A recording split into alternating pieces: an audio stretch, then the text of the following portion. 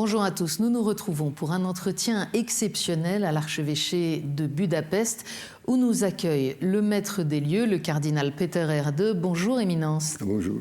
Merci de recevoir KTO chez vous. Éminence, pour ceux qui vous connaîtraient peu, vous êtes archevêque de Budapest depuis une vingtaine d'années. Vous avez présidé pendant 10 ans, jusqu'en 2016, le Conseil des conférences épiscopales d'Europe. Et puis le pape vous a nommé membre de son Conseil pour l'économie au Vatican.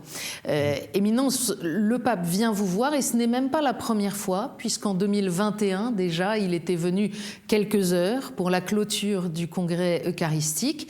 Quel est votre état d'esprit à l'approche de sa visite? Alors, c'est une grande joie. Et toute la communauté catholique hongroise se sent très honorée par cette visite.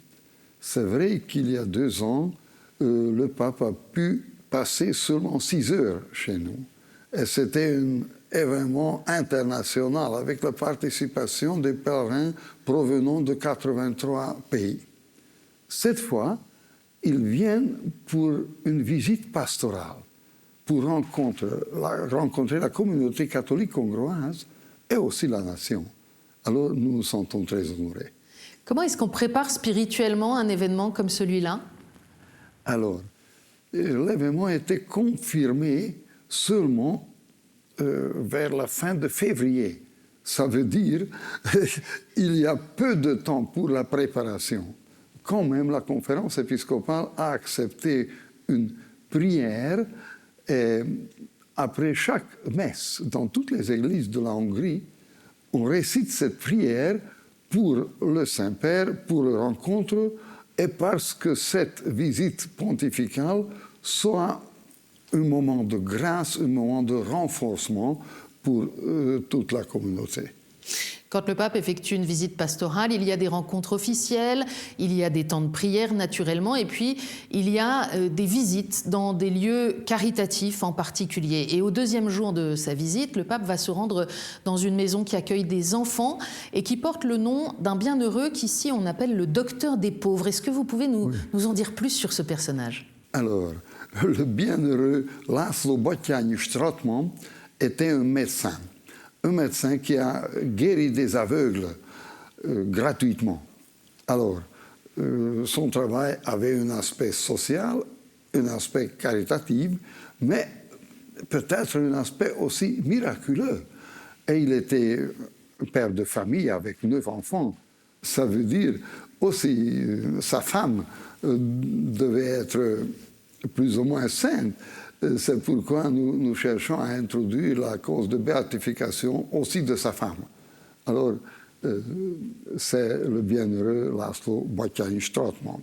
Et l'institution est une institution organisée par les enfants aveugles et handicapés. Ça veut dire les enfants qui ont besoin de plusieurs sortes d'accompagnement. Et c'est une tâche sociale assez compliquée. Mais notre Église se dédie à ce travail depuis 30 ans. Alors, la Hongrie, Monseigneur, est un pays assez sécularisé. Il y a eu évidemment l'athéisme d'État du temps de la dictature communiste. Et puis après la chute du mur, l'individualisme occidental qui a pris le pas aussi. On dit aujourd'hui qu'il y a 68% de catholiques, à peu près 20% de protestants calvinistes. Qu'est-ce que vous diriez du sentiment religieux dans la population hongroise?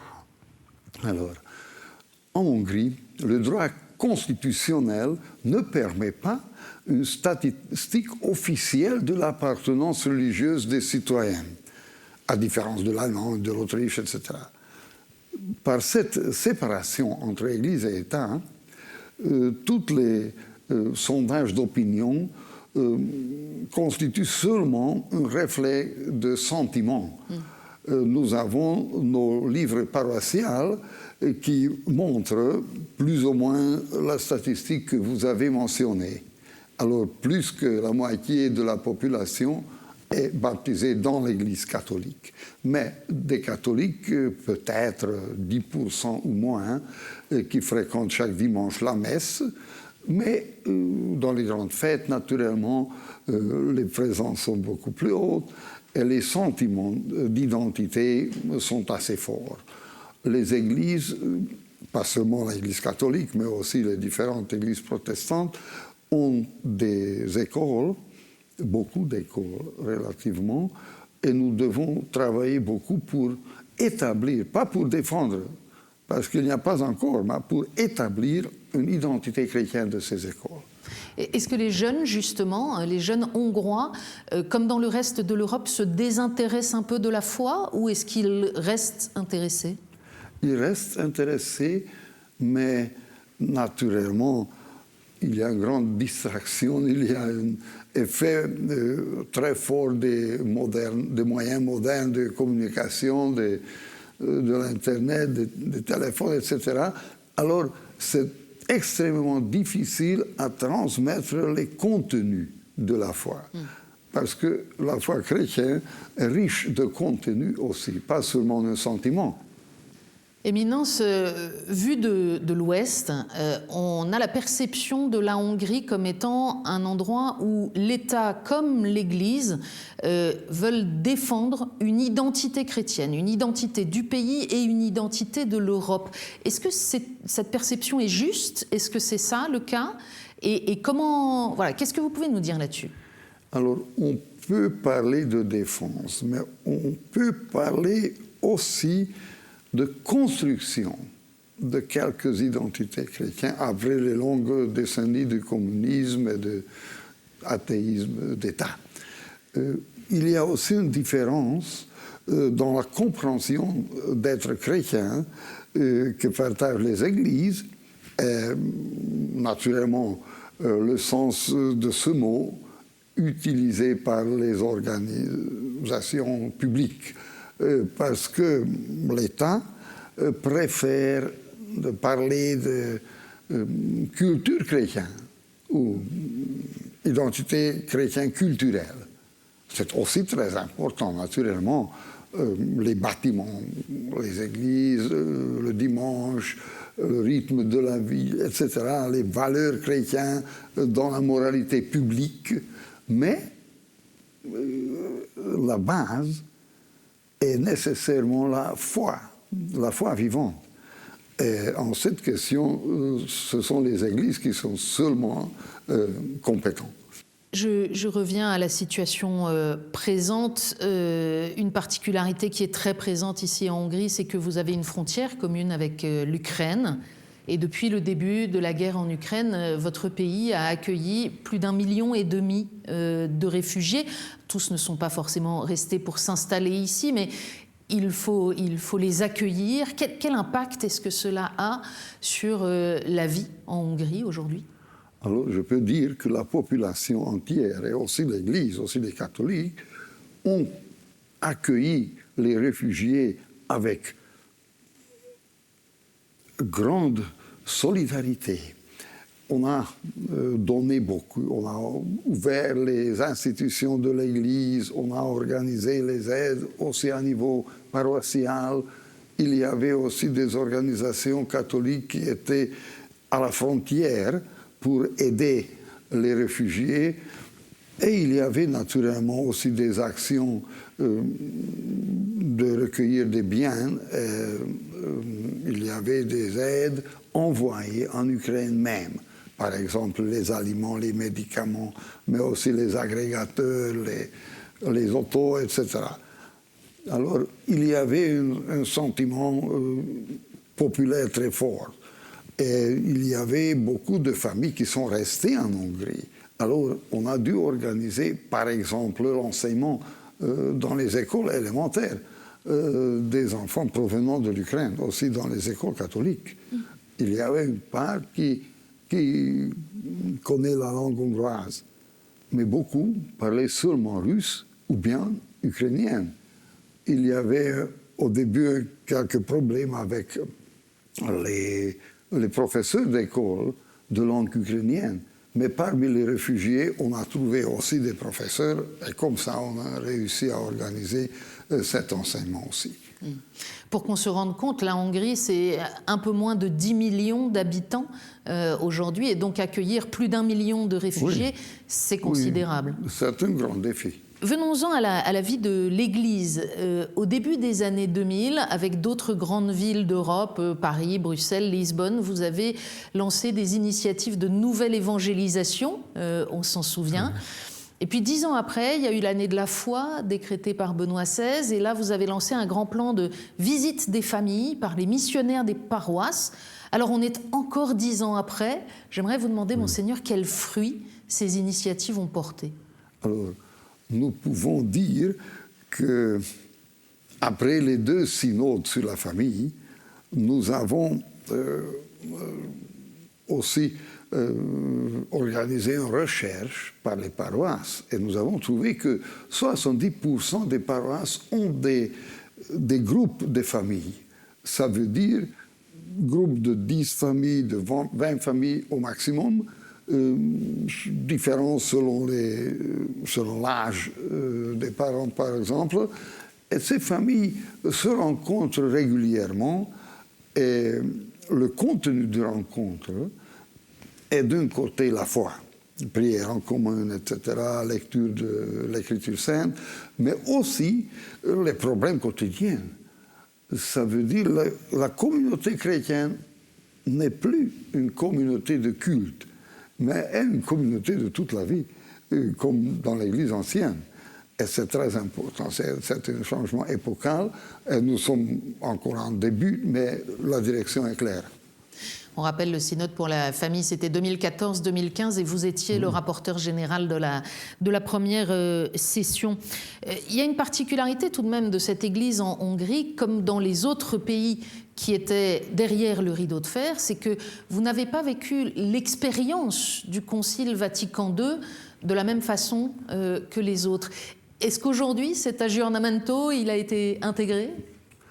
Je dirais oui, parce que immédiatement après le concile, on a pu traduire et publier naturellement les textes du concile. On a introduit la réforme liturgique, etc., la traduction hongroise des textes liturgiques, qui était un changement très bien accueilli aussi par le cardinal Mindszenty. Mais c'est vrai qu'on a dû faire beaucoup pour la réception entière du concile, et c'était organisé après le changement politique à travers les synodes diocésains. L'organisation des synodes diocésains était encouragée par Jean-Paul II, qui a eu en 1991 une rencontre avec la conférence épiscopale hongroise. Et il a dit qu'on doit tenir des synodes diocésains pour introduire les changements, le renouvellement de l'Église entière, et pour rendre compte de la situation actuellement de notre Église. Et ces synodes diocésains, à partir de 1994, étaient célébrés dans toutes les diocèses de la Hongrie. Et maintenant, nous sommes déjà en phase de l'exécution de ces conciles. Vous parlez de synode. Le grand synode pour toute l'Église qu'a lancé le pape François vient d'achever sa phase continentale. À 500 km d'ici à peu près, à Prague, s'est tenue la session continentale européenne. Quel regard vous portez sur ces travaux? Alors, cette fois, notre conférence épiscopale était représentée par le président actuel, Monseigneur Verösch, mais on doit dire que les évêques européens étaient assez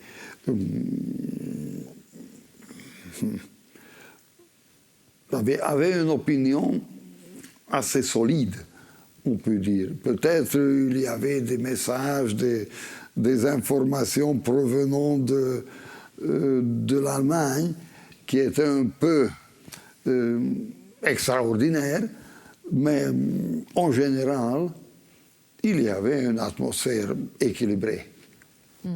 Et en Hongrie, pour la phase nationale qui a précédé, ce synode a mobilisé. Comment est-ce qu'il a été vécu? Alors, nous avons naturellement organisé les rencontres diocésaines, chez nous dans cette diocèse 2 fois, qui s'appelait Forum Synodale, et nous avons aussi consulté les conseils paroissiaux partout dans les diocèses.